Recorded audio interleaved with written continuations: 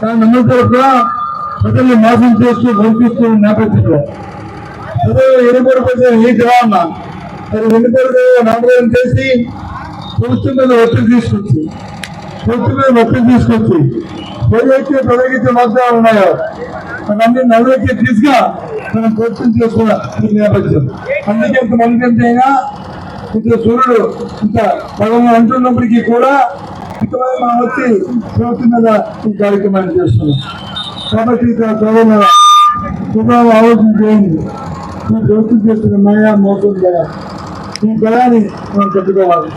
ఎందుకంటే ఆ ఇతర అవకాశం దిశగా కాబట్టి ఉద్యోగం చేసి బాగా వచ్చి అది ఒక ఆ ప్రజల్లోకి వచ్చాం.